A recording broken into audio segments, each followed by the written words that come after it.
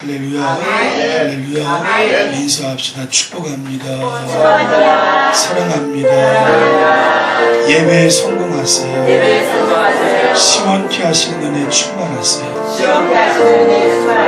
감사합니다. 우리 오후 예배는 꼭 우리 오는 우리 송혜은이 남자친구 다시 한번 박수하겠습니다. 예, 오늘도 이 오후 시간에 이 자리에 주님의 은혜가 충만히 우리 안에 임하여 계신 줄로 믿습니다. 믿음으로 예배하시고 주님을 사랑하시고 그래서 팔복을 배우고 있는데 하나님이 주시는 팔복을 여러분의 삶 속에 생애 속에 온전히 누리고 맛보시기를 주님의 이름으로 축원합니다. 찬양합시다.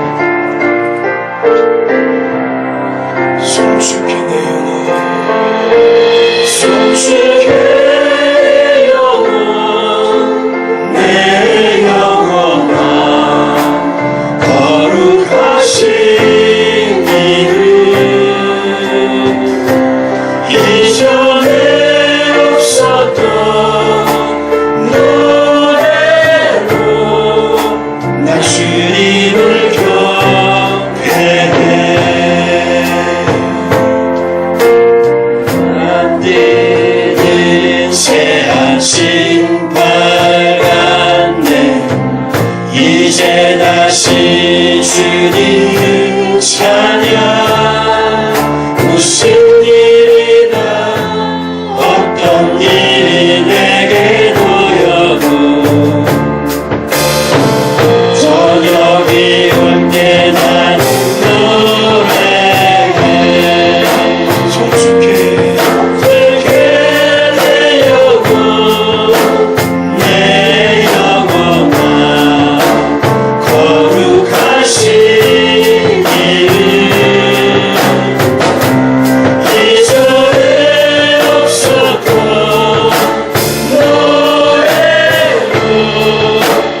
주님을 경배해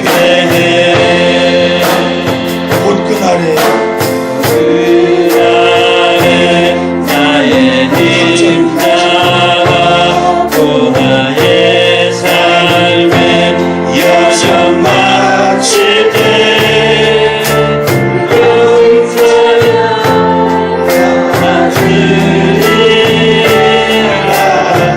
수많은 세월 지나 영원히 성숙해 내 영혼 내 영혼아 거룩하신 이름 이전에 없었던 노래로 나 주님을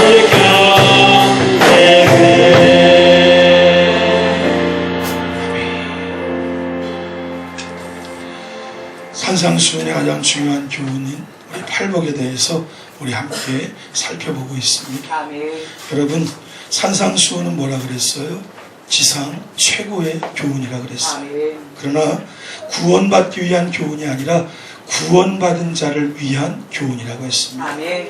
또한 이 교훈은 우리가 천국에 들어가서 실천해야 할 교훈이 아니라 이 세상에 살 동안 실천할 교훈이 바로 팔복이라고 했습니다. 아멘. 그리고 이 팔복의 중심은 뭐예요? 바른 삶, 의로운 삶을 의미합니다.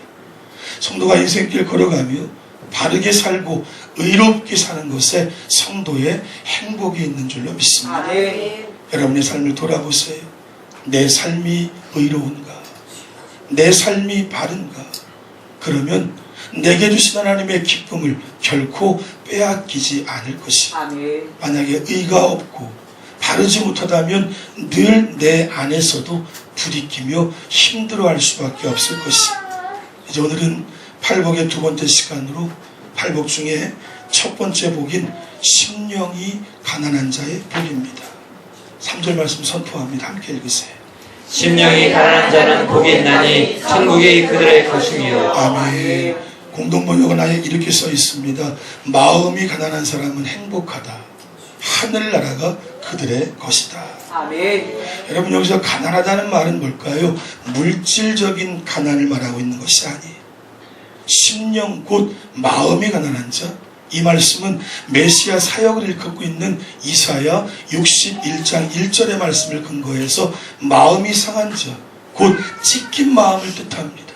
하나님의 의를 실천하기 위해, 바르게 살기 위해 몸부림치지만 그럴 수가 없어 마음이 상하고 아프고 괴로운 자, 그가 바로 심령이 가난한 자예요. 이사야 61장 1절 함께 읽겠습니다.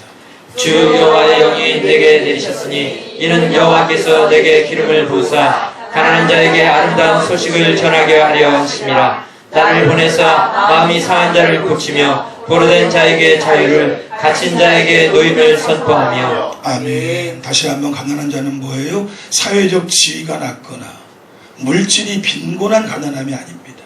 이것은 우리 주님 말씀하실 때 영적인 빈곤을 의미하면서 내가 하나님의 의, 바른 삶을 살려고 몸부림을 치는데 그럴 수가 없어서 마음이 한없이 낮아지는 상태를 말합니다. 여기서 가난함이란 하나님 앞에서의 가난함을 의미합니다. 여러분, 그래서 예수님 당시에는 바로 의로운 자가 가난한 자와 같은 말로 쓰일 정도로 의로운 자의 경칭이 가난한 자였어요. 이에 대해서 유진 피터슨이 메시지 성경에 이렇게 번역을 했는데요. 벼랑 끝에 서 있는 너희는 복이 있다. 너희가 작아질수록 하나님과 그분의 다스림은 커진다. 아멘. 이게 무슨 말일까요? 왜 벼랑 끝에 있을까요? 하나님의 의를 실천하려고 분별하고 구별하고 세상과는 다르려고 몸부림을 치다 보니까 점점점 서 있을 자리가 없는 것이, 하나님의 의를 실천하고 하나님의 뜻대로 살려고 몸부림치다 보니까 더 이상 내가 이 세상에 속할 수가 없는, 그러면서 너희가 작아진다는 것은 하나님 앞에서 작아지는 것을 의미합니다. 아멘. 여러분, 바람이 있다면 하나님 앞에서 가난해질 수 있기를 바랍니다. 아멘. 죄악에 만연한 이 땅에서 하나님의 뜻대로 살려고 하니까 마음이 상한 것이, 힘이 든 것이, 내 몸뚱아리는 아직도 육적인 죄의 쓴뿌리가 남아서 끊임없이 죄를 지려고 몸부림을 치고 있는데 내 안에 있는 하나님의 성령은 나로 하여금 따라해보죠. 세상을 거슬러 살게 하신다. 거슬러 살게 하신다. 아멘. 여러분, 그래서 의를 행하기 위해, 바르게 살기 위해 몸부림칠 때 오는 아픔, 상처, 고통, 그것이 바로 가난함이요.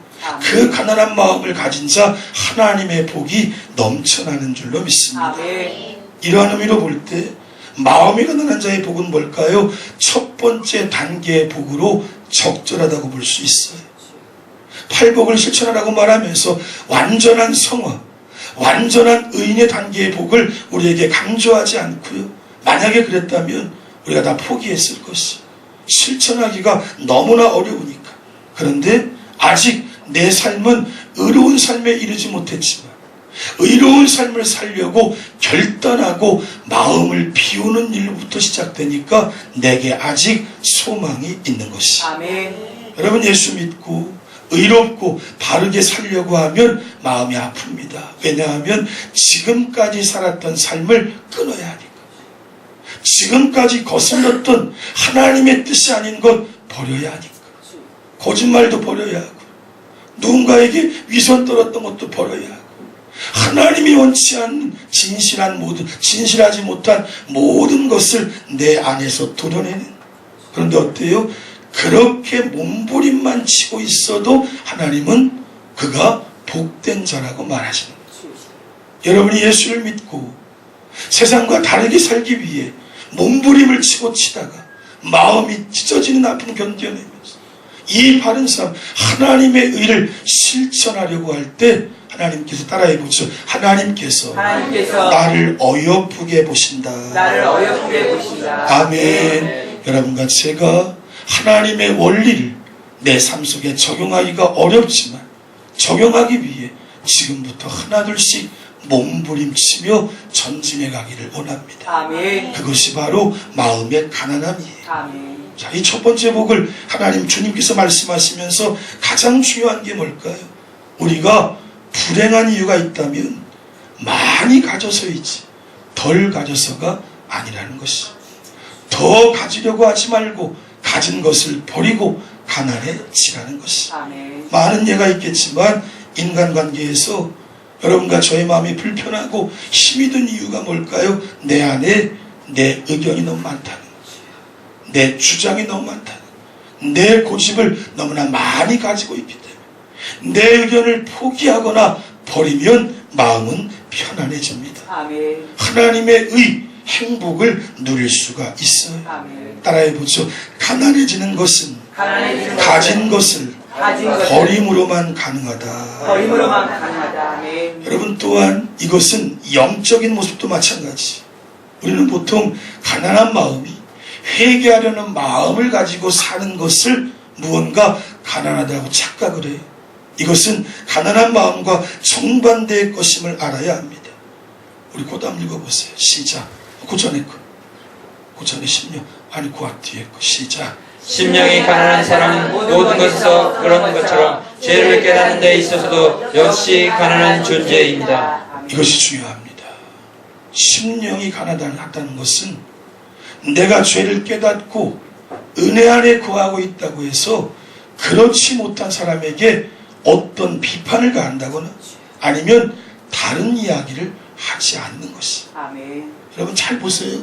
진실로 심령이 가난한 사람고 나도 자신의 죄를 자각한 것보다 자신의 비천함과 절망 때문에 자신을 감히 돌아볼 수 없게 되고 오직 하나님의 은혜만을 찾게 됩니다. 아멘. 그리고 하나님의 은혜에만 기대게 되는 것입니다. 아멘. 내가 지금 회개하려는 죄를 자각하려는 그 마음이 나를 어떤 모습으로도 포장할 수가 없다는 것이.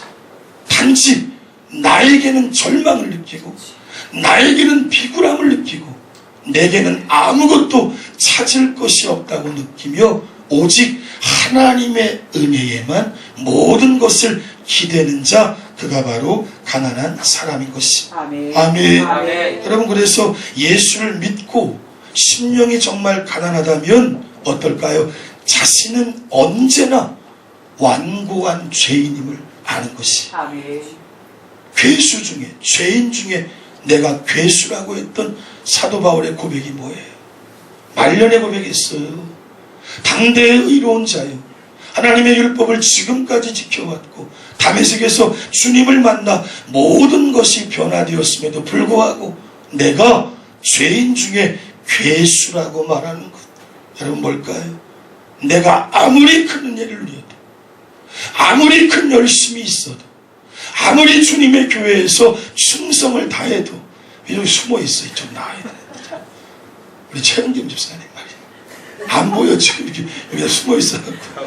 그래서 나와야지. 그렇게 목사 얼굴 보기 싫어. 여러분, 나는 언제까지든지 어느 누구보다도 부족한 완고한 죄인임을 스스로 생각하는 자. 아멘. 그가 바로 가난한 심령인 줄로 믿습니다. 아멘. 그러니까요, 잘 들으세요. 자신이 오더라도 양심적이고 내가 조금은 누군가보다 지혜가 있다고 느끼는 마음, 이런 것이 조금이라도 있다면 그는 부유한 사람이라는 것이. 자, 그래서 존 칼빈이 팔복을 강의하면서 이런 묵상을 주는데 잘 보세요. 가난함이란 교만한 마음과 성질을 버리고 하나님의 발 앞에 엎드려 당신의 보호를 받겠습니다라는 마음이다. 아멘. 근데 이것이 평생 내 신앙의 삶의 자리에서 한결같은 모습이어야 한다. 즉 역경으로 고통을 받아 하나님의 자비에 기대지 않는 한 심령이 가난한 자가 아니다. 절망으로 깨어지고 산산조각이 났으나 여전히 하나님을 대적하여 큰 소리치는 자들은 그 심령이 언제나 기고만장한 부자들이다. 자, 칼빈의 가난함의 요소를 잘 보세요. 크게 뜨고. 여러분, 가난함의 가장 중요한 요소, 자신은 온전히 버리고 하나님의 보호하심을 받는 것입니다. 아멘. 아멘. 아멘. 그러니까 자기 안에서는 아무런 의를, 아무런 선을, 아무런 자랑거리를 찾을 수 없는 자, 아멘. 그가 바로 가난한 자라는 것입니다. 아멘. 이러한 심령이 가난한 자에게 주어지는 게 뭐예요? 천국이 저희 것이며. 아멘. 얼마나 할까요? 하나님의 말씀의 지배를 받아들인 사람이 곧 천국 백성이라는 선언이에요. 아멘. 천국은 곧 하나님의 나라예요. 아멘. 나라의 개념 뭐라 그랬어요? 하나님의 통치, 하나님이 다스리시는 나라예요. 아멘. 하나님의 다스리심이 뭡니까? 하나님의 말씀의 다스리심을 받는 자. 아멘. 말씀의 다스리심을 받다 보니까 마음이 상할 수밖에 없는 거예요. 죄성인 내가 이 죄를 이겨내지 못한 채 그 말씀의 지배를 받아 하루하루 사는 것이 너무나 힘들고 어렵기 때문인 것이에요. 그래서 여러분, 말씀에 순종하려고 결단했기 때문에 힘이 든 것이에요. 아멘. 말씀에 순종하려고 하니까 말도 안 되는 상황을 내가 받아들여야 하기 때문에 견딜 수가 없는, 만약에요 하나님의 말씀의 지배를 받지 않기로 했다면 마음이 상할 리가 없어요.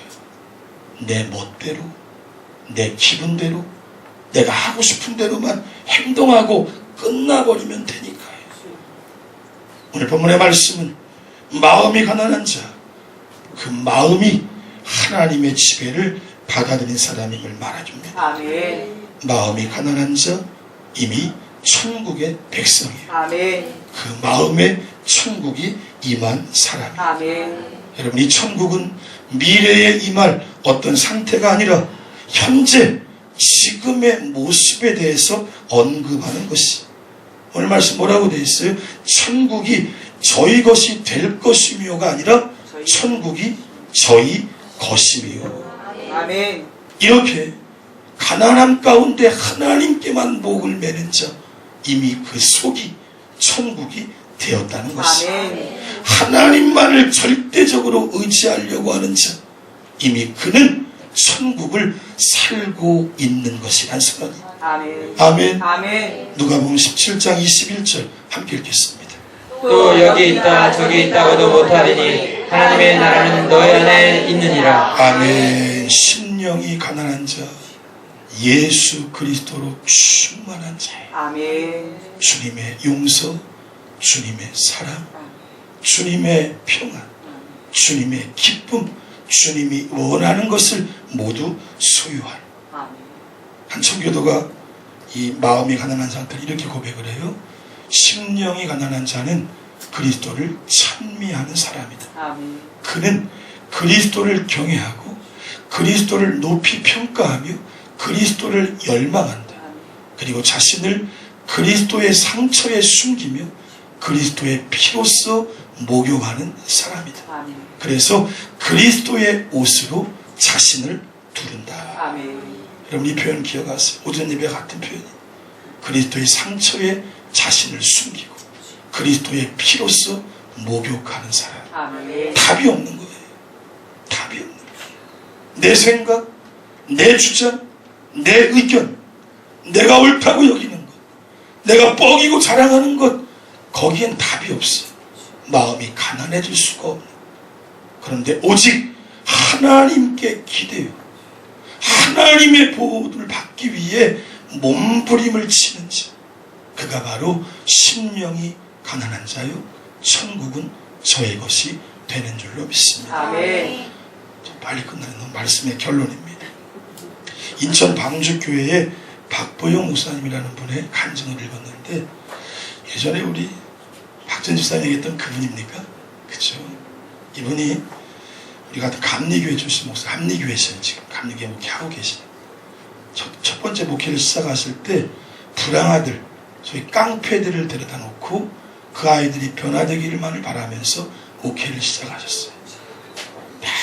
아무리 해도 이 불황아 깡패들이 변하지 않는 거예요. 교육적인 차원에서 애들을 때리려고 하다가 교육을 좀 더 시키려고 목사님을 대신 때리라고, 얘가 잘못할 때마다 목사님이 대신 맞았는데 얘들이 깡패들이라 힘이 세니까 목사님이 몇 대를 맞고 며칠을 못 일어나셨어요. 끙끙하라. 얼마나 시큰때렸으면. 그런데 아이들 중 하나가 어느 날 목사님께 질문을 했어요. 목사님, 왜 우리를 버리지 않으셨나요? 그 아이에게 목사님 이런 답을 하십니다. 나는 너희들보다 더 나쁜 짓을 했는데 나를 버리지 않은 분이 계셨어. 그분은 나 대신 매를 맞으시고도 거기에 더해 나 대신 죽으셨단다. 이런 고백을 함과 동시에 아이들이 조금씩 바뀌기 시작하더래요. 변화될 것 같지 않았던 그 아이들이 이제 하나둘씩 바뀌기 시작하더니 목사님처럼 복음을 전하기 시작하더래요. 전도를 하고 난 아이가 이런 질문을 합니다. 목사님, 나가서 전도하면 거리에서 우리를 때리는 사람들이 있습니다.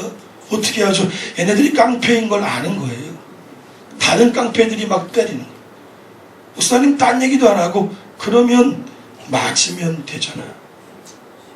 근데 깡패였던 이 아이들이 전도 가서 다른 조직들에게 매를 맞고 오더래요. 그러면서 애들이 완전히 변화되었어. 인천에서 요즘에 잘 나가는 교회로 비약 성장하게 됩니다. 목사님의 마지막 고백이에요. 하나님께 모든 것을 맡기고 예수님께 순종만 했더니 변화시켜 주시더라. 가난한 삶은 내가 할 수 있는 것은 아무것도 없어요. 나는 그 사람보다 더 큰 죄를 지은 죄인 중에 괴수임을 내 입술로 고백할 때 나를 보호하시고 나를 바꾸실 분은 하나님이심을 확신할 때 내 모든 것은 새롭게 바뀌게 되는 것입니다. 말씀을 정리합니다. 심령이 가난한 자는 바른 삶을 위해 마음이 상하고 고통당하는 자예요. 아직 내가 바뀌지 않았어요. 여전히 죄를 짓습니다. 그래도 마음에 갈등과 고통과 아픔이 있는 자를 우리 주님은 이뻐하신다. 그거 이겨내려고. 두 번째, 심령이 가난한 자는 스스로 회개하는 자가 아니라 어떤 순간에도 하나님의 의를 구하는 자이다. 그러니까 내가 믿음이 좀 좋거나 열심히 좀 있거나 주님 앞에 모든 것 회개했다고 그것이 나를 드러낼 요소가 아무것도 없다는 걸 아는 자. 마지막 세 번째, 심령이 가난한 자가 누리는 축복인 천국은 이 세상에서 하나님의 지배를 받아들여 지금 마음이 천국된 현재적인 축복이. 심령이 가난한 자는 지금 천국의 기쁨을 누리고 있는 것입니다. 저와 여러분이 이 팔복의 첫 번째, 마음이 가난한 자, 심령이 가난한 자가 되어 천국이 저희 것이며 매일매일이 기쁘고 매일매일이 복되고 매일매일이 하나님의 축제로 연결되기를 주님의 이름으로 축원합니다. 축원합니다. 찬양합시다.